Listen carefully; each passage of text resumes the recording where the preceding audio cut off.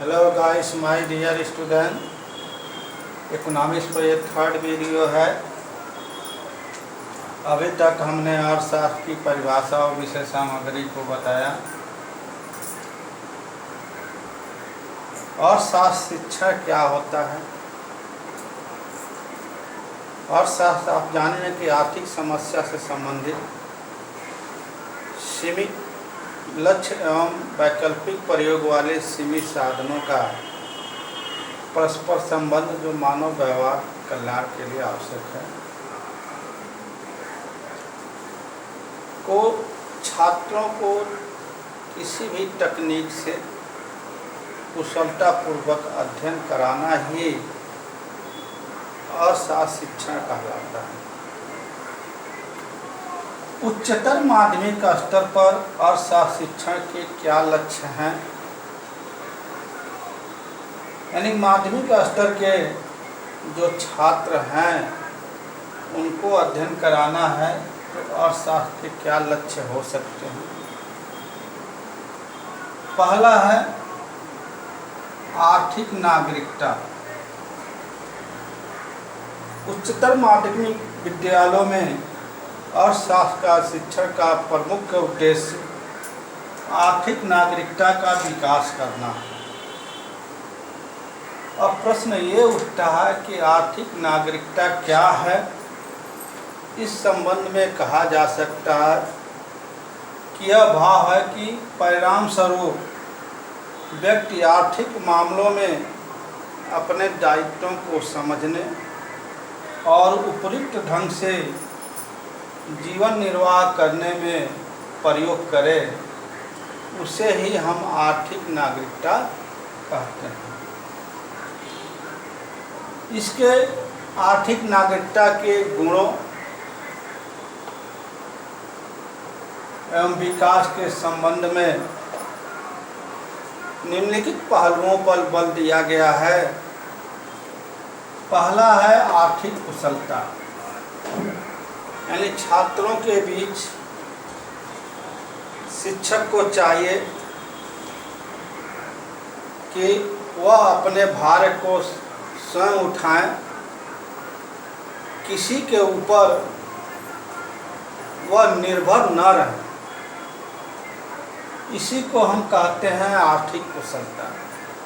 इस चीज़ को प्रत्येक स्टूडेंट के अंदर इस चीज़ का विकास होना चाहिए कि अपने भार को स्वयं समझे, स्वयं उठाए और किसी दूसरे के ऊपर निर्भर न करे। जैसे बहुत से बच्चे हैं जो अपने माता पिता पर ही निर्भर रहते हैं, लेकिन उसको स्वावलंबी बनना चाहिए, अपने भार को स्वयं उठाना चाहिए, माँ बाप पर भार बन करके नहीं रहना चाहिए। इस तथ्य का डेवलपमेंट छात्रों उच्चतर माध्यमिक छात्रों में ये विकसित होना चाहिए। ये अर्थशास्त्र का लक्ष्य है।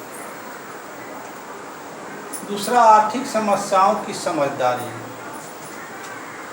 बात यह है कि बच्चे को अगर 100 रुपया दे दिया गया, उसका प्रयोग वो कैसे करें, यानी उसके अंदर पैसे का प्रयोग करने की समझदारी होनी चाहिए। यानी लक्ष्य आवश्यकताएं बहुत हैं, लेकिन साधन सीमित है। तो 4-5 टारगेट अगर उसके पास होते हैं तो उस टारगेट की पूर्ति उन 100 रुपये से कैसे करता है, ये समझदारी होनी चाहिए। यानी उसके अंदर वैकल्पिक प्रयोग करने की समझदारी होनी चाहिए। उत्तरदायित्व की भावना, इस स्तर पर छात्रों को उत्तरदायित्व की भावना का विकास किया जाना चाहिए। इसके लिए आर्थिक क्रियाओं, योजनाओं आदि में सक्रिय रूप से भाग लेना चाहिए। कुशल उपभोक्ता, ये माध्यमिक स्तर के छात्र को के अंदर अर्थशास्त्र का विषय ये चाहता है, ये विकसित करना चाहता है कि वह कुशल उपभोक्ता बन सके, यानी जिस चीज़ का वो उपभोग कर रहा है उसके महत्व को समझे तब उपभोग करे। बहुत से लोग खाना खाते हैं, थाली में खाना ही छोड़ देते हैं। उनको ये नहीं पता लगता है कि दो दाल चावल रोटी आया है उस पर कितने खर्च हुए हैं। यानी वेस्टेज जो होते हैं वो नहीं करना चाहिए। ये कुशल उपभोक्ता के लक्षण। अनुशासित जीवन व्यतीत करने पर बल।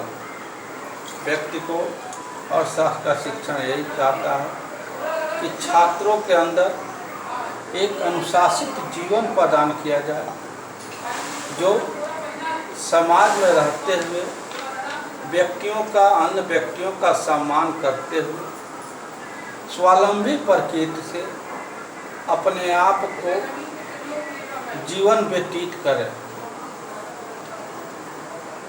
दूसरा है आर्थिक जीवन के सिद्धांतों का ज्ञान।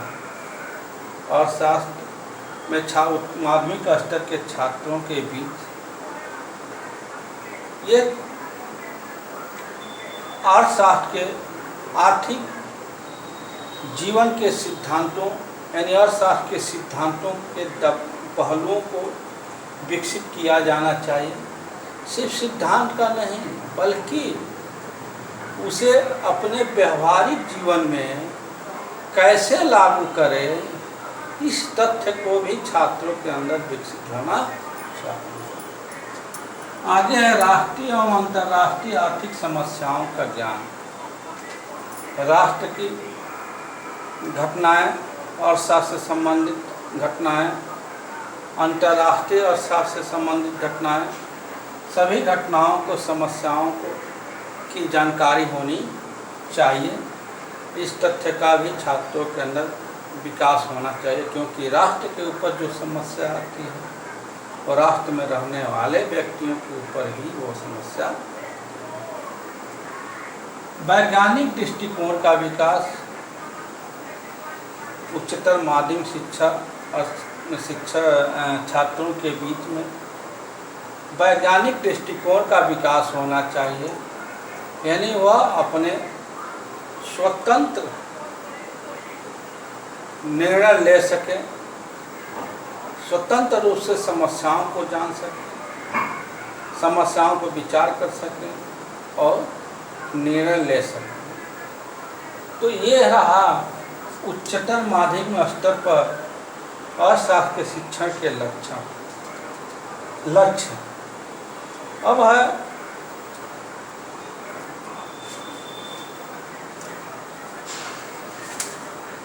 उच्चतर माध्यमिक स्तर पर। थैंक्स।